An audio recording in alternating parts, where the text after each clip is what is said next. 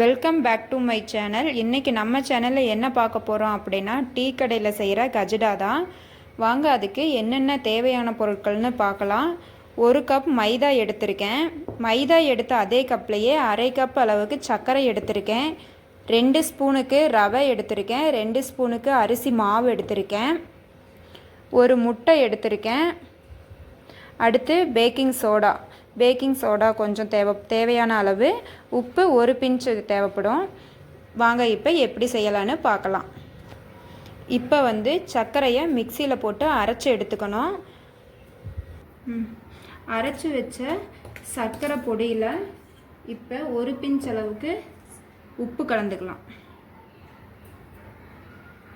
அடுத்து baking soda கொஞ்சமாக போட்டுக்கோங்க. அரிசி மாவு,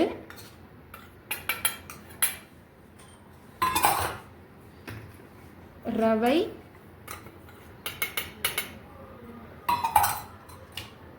எடுத்து வச்சிருக்கிற மைதா மாவு, இது எல்லாம் போட்டு கொஞ்சம் கலந்து விட்டுக்கோங்க. உங்களுக்கு எல்லோ கலராக வேணும் அப்படின்னு சொன்னால் மஞ்சள் தூள் கொஞ்சமாக சேர்த்துக்கோங்க, இல்லைன்னா ஸ்கிப் பண்ணிக்கோங்க.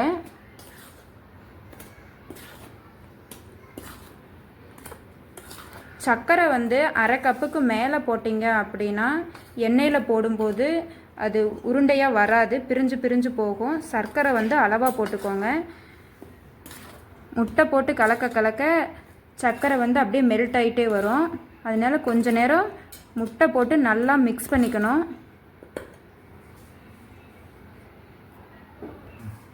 இப்போ முட்டையை உடச்சி ஊற்றியாச்சு.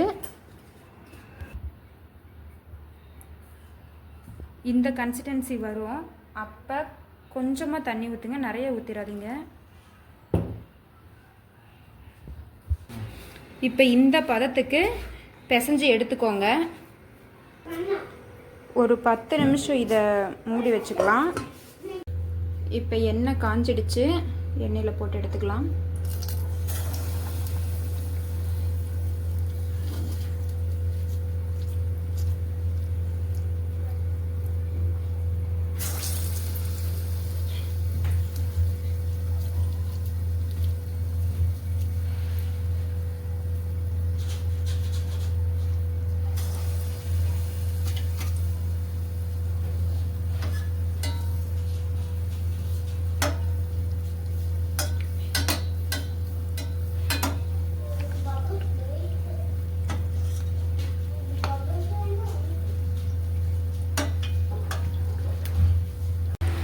எண்ணெயில் போட்டு 5 நிமிஷம் மீடியம் ஃப்ளேமில் வச்சு இதை எடுக்கணும்.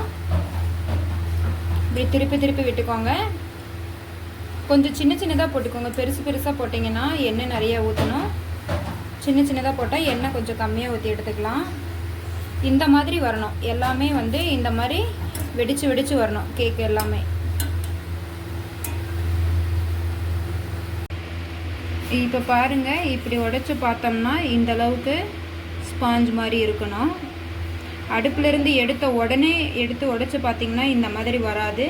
5 நிமிஷம் 10 நிமிஷம் கழித்து அதுக்கப்புறம் இப்படி எடுத்து பார்த்திங்கன்னா இந்த மாதிரி வரும். இப்போ டீ கடை கஜடா சப்ஸ்கிரைப் பண்ண மறக்காதீங்க. தேங்க்யூ.